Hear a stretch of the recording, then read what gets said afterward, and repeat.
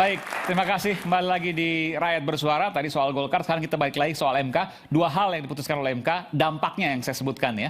Yang pertama adalah PDIP bisa mengajukan sendiri, apakah itu Anies Baswedan dan lain sebagainya, saya belum tahu. Terutama juga di daerah-daerah lain yang kemudian juga banyak nanti akan ada calon-calon baru. Apakah demikian? Iya, pasti. Karena nggak mungkin hanya satu atau dua calon, bisa jadi banyak calon nanti yang terjadi di berbagai daerah. Kemudian yang kedua, efek dari usia 30 tahun yang diputuskan oleh MK yang katanya sudah ceto welo-welo. 30 tahun usia calon kepala daerah adalah saat pendaftaran yang memiliki implikasi atau dampak Kaesang tidak bisa maju untuk pilkada di tahun ini ketika seluruh putusan MK itu diberlakukan tahun 2024. Sedikit saja Bung Kodari tadi. Jadi Anda menyatakan bahwa ini ya udah keblinger dan sebagainya, itu pendapat Anda. Tapi kan ini sudah berlaku. Oh iya, iya. Dan Anda setuju bahwa putusan MK berlaku saat dibacakan? Setuju. Artinya dua implikasi tadi diberlakukan segera dong? Oh iya, setuju. Setuju ya? Iya, artinya kalau keputusan MK ini diberlakukan, maka kemudian di Jakarta misalnya PDI Perjuangan bisa mengajukan calon karena syaratnya kan 7,5%. Ya. Sementara perolehan suara PDI Perjuangan seingat saya sekitar 14% ya, Bung Ciko ya. Otomatis bisa, dan karena itu sangat menarik untuk menunggu apakah PDI Perjuangan akan mengajukan Anies Baswedan atau Ahok atau misalnya nama-nama yang lain. Kalau saya sih berharap jangan Anies, Ahok lah. Kenapa? Hah? Kenapa jangan Anies? Karena Ahok kader PDI Perjuangan, sementara Anies bukan. Jelas toh? Toh welo-welo? Oke, baik. Ya, jadi menurut saya mulai hari ini dengan keluarnya keputusan MK itu berhentilah DPP PDI Perjuangan untuk menyebut nama Anies. Iya, kenapa? Jelas-jelas bukan kader dia. Ngapain dia sebut-sebut nama Anies? Sementara dia udah bisa maju sendirian. Lain kalau PDI Perjuangan nggak bisa maju sendiri. Setuju atau tidak, mahasiswa? Nah, itu setuju. Itu dia benar. Oke, ya, jadi saya sangat tertarik dengan dinamika politik ke depan dengan keputusan ini, dan ya kita ikutin saja apa keputusan Mahkamah Konstitusi. Bisa nggak nambahin? Ini bukan menyangka Kodari, tapi menambah. Untuk pertama kalinya saya nambahin Kodari. Saya berharap juga itu yang Kimplas ya, kan terbuka kemungkinan mengajukan calon sendiri kan, kader sendiri.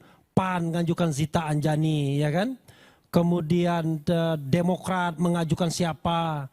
Kemudian PKS mengajukan siapa? Indah pertarungan di Jakarta. Kalau mau konsisten, mungkin benar nggak? Benar nggak, Bro Kodari? Enggak, terpaksa saya bantah. Karena gini, Koalisi Indonesia Maju. Kalau orang Palembang bilang lemak di diri nggak enak diurang. Jadi begini, jadi pencalonan itu kan ada unsur kualitatif. Coba kita tanya Mas Yudha dulu. Hei, hamba-hambaku setuju nggak? Setuju juga. Setuju. Setujunya setuju kasihan, bukan setuju. Jadi gini, kan mengajukan calon itu kan ada dua pertimbangan besar. Pertama kuantitatif, hasil survei, kemudian kualitatif. Nah, kalau bicara kualitatifnya, PDI Perjuangan ini beda dengan partai-partai yang ada di Kimples. Kalau Kimples ini mau bergabung dalam pemerintahan nasional. Nah, sementara PDI Perjuangan kan enggak gitu. Sehingga PDI Perjuangan tetap maju dengan calonnya sendiri. Untuk diingat teman-teman, Pilkada 2024 yang serentak ini ketika dirancang tahun 2016 sebetulnya tidak cukup membayangkan, nggak nyampe itu imajinasinya bahwa hasil pemilu tahun 2024 di tingkat nasional itu bisa punya implikasi yang besar kepada pilkada. Jadi pencalonan pilkada itu ternyata terkait dengan apakah partai politik mau masuk dalam kabinet yang ke depan atau tidak gitu. Ini kan pendaftaran bulan Agustus, kabinet dibentuk bulan Oktober, pilkadanya nanti bulan November. Jadi dengan berat hati saya agak menolak gagasan atau kesimpulan dari teman saya Refli Harun. Gitu, kasih. Iya, karena dia takut kalah soalnya. Kalau yang maju Anies, udahlah, kan gitu ujung-ujungnya. Oke, saya ke Bung Panel baru dulu. Bung Panel, sebelum saya ke Bung Ciko ya. Bung Panel, bisa mendengar saya? Bung Panel? Baik. Bung Panel, Anda setuju bahwa tadi disampaikan oleh Bung Kodari, disampaikan oleh Bung Refli, bahwa putusan Mahkamah Konstitusi yang memiliki implikasi atau dampak terhadap dua hal. Yang pertama, ambang batas pencalonan partai politik atau gabungan partai politik turun, ya. Sekarang misalnya di Jakarta PDIP bisa mencalonkan sendiri yang sebelumnya tidak. Kemudian yang kedua, Mas Kaisang tidak bisa dicalonkan pada Pilkada 2024 ini. Dan ini segera berlaku pada saat MK membacakan hari ini. Anda setuju dengan itu? Setuju apa? Kita punya kemewahan apa untuk bilang setuju atau tidak setuju? Berdasarkan persepsi Anda.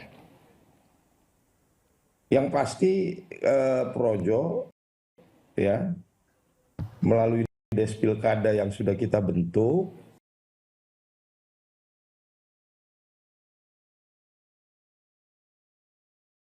kita ikut mendukung ya calon-calon kepala daerah yang kita kurasi, kita anggap sevisi, senafas dengan pemerintahan terpilih Prabowo Gibran. Ya, nah untuk kasus Jakarta sendiri ya sejak awal kita sudah sampaikan bahwa dalam pilkada serentak di Jakarta kita mendukung Ridwan Kamil gitu ya. Kalau hari ini kemudian ternyata Ridwan Kamil benar-benar bisa berlayar, ya pasti kita dukung. Dan kita selalu siap apapun situasi yang kita hadapi ke depan. Dan kami konsisten selalu bilang bahwa pilkada serentak ini bagus kalau tidak lawan kota kosong. Karena kita tidak dalam menyusun skenario lawan kota kosong.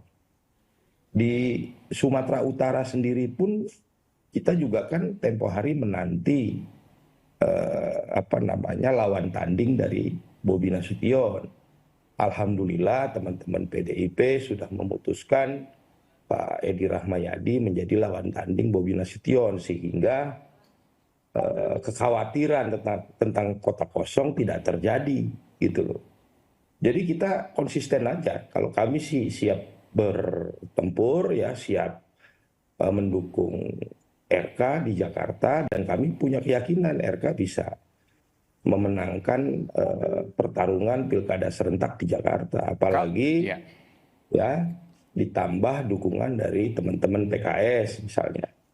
Dan saya juga bagian yang percaya bahwa incumbent itu keramatnya memang susah menang di Jakarta. Dan seluruh incumbent ditafsir, di survei ya, selalu memiliki angka elektabilitas paling tinggi. Maksudnya ini Anies Baswedan nih? Iya. Susah menang di Jakarta? Iya, incumbent nggak pernah menang di Jakarta dan semua yang disurvei angkanya tinggi kalah semua. Contoh waktu itu Bang Foke ya? Itu paling tinggi. Iya, Fauzi Bowo, oke. Iya kan? Incumbent. 2017 Ahok paling tinggi, ternyata Anies yang menang. Gitu loh. Nah kami meyakini itu. Jadi untuk bisa memenangkan Ridwan Kamil kami siap. Untuk menggerakkan seluruh mesin organisasi di 267 kelurahan, 44 kecamatan, Projo siap memenangkan itu. Dibantu tentu dengan kemenangan PKS nanti di Jakarta yang terbukti pemenang pemilu juga di Jakarta. Baik. Berapa kelurahan? Berapa kelurahan tadi Projo? Kombinasi yang maut ini. Berapa kelurahan tadi Projo? Anda sebutkan tadi? Jakarta ini kan ada 267 kelurahan. Kita akan siap menggerakkan seluruh resource organisasi yang kita miliki untuk memenangkan RK di Jakarta. Luar biasa. Dan semua kelurahan ada agennya Projo gitu ya? Iya, kita luar biasa. Oke. Saya tanya ke Bung Iwan ya, harus imbang juga saya tanya. Bung Iwan, ini Anies Baswedan ada kesempatan untuk maju, mungkin diusung oleh PDIP kalau nggak ngusung Ahok menurut Bang Kodari. Tapi kalaupun diusung Pak Anies Baswedan, Mas Anies, biasanya incumbent itu kalah. Fauzi Bowo, Ahok, sekarang kan Anies Baswedan. Komentar Anda? Ya, berbeda ya. Kalau Fauzi Bowo berbeda sama Anies. Anies itu dianggap berhasil. Tanda-tandanya apa? Tondo-tondonya kata Bang Kodari.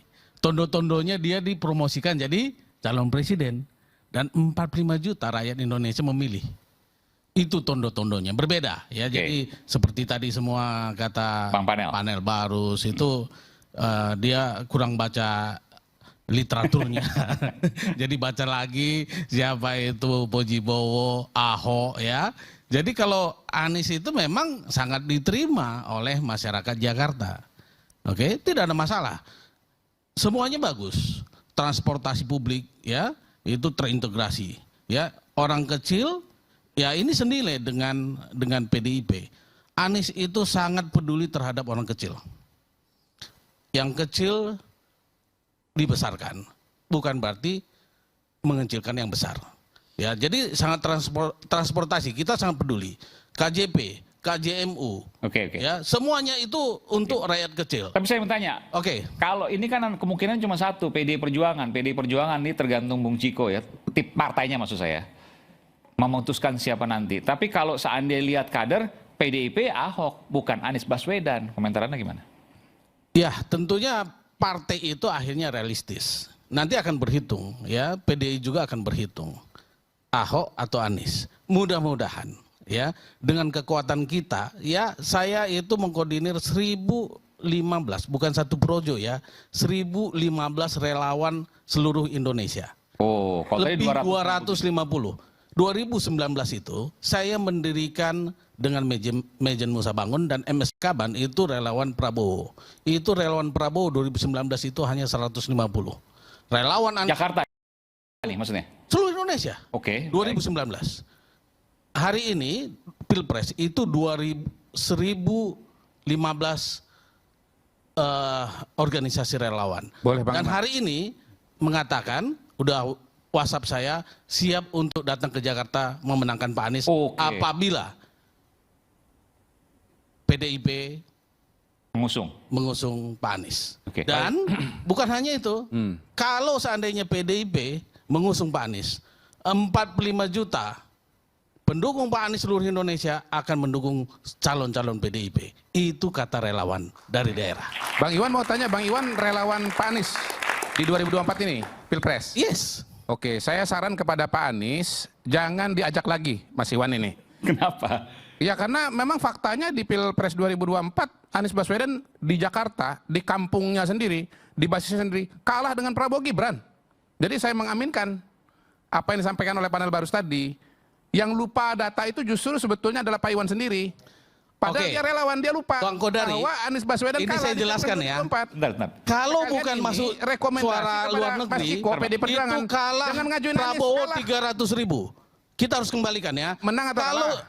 Kalau tidak masuk suara luar negeri, menang atau kalah? Kalah Prabowo. Kalah 300.000. Kalah di Jakarta. Kalah. Nggak bisa diperlakukan kayak pemilu legislatif. Makanya kalau tidak masuk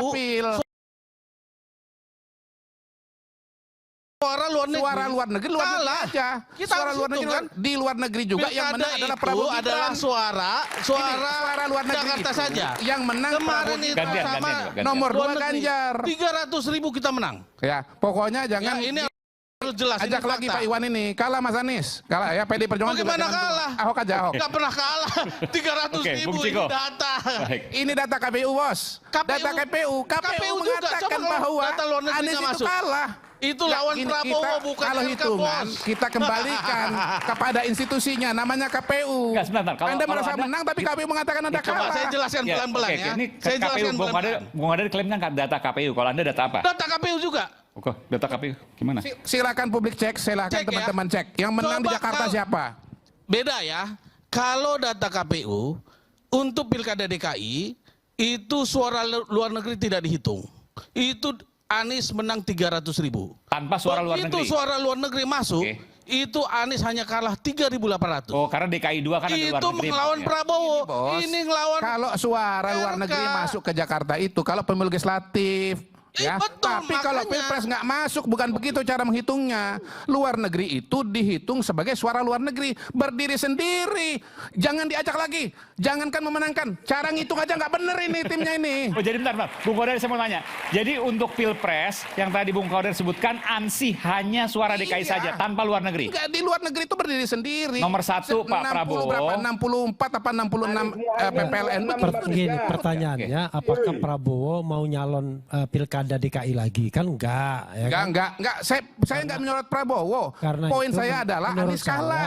Ya. Menurut saya, Anies kalah. kan Anda kan pelaku survei. Anda percaya nggak dengan survei-survei yang dilakukan SMRT? Oh percaya.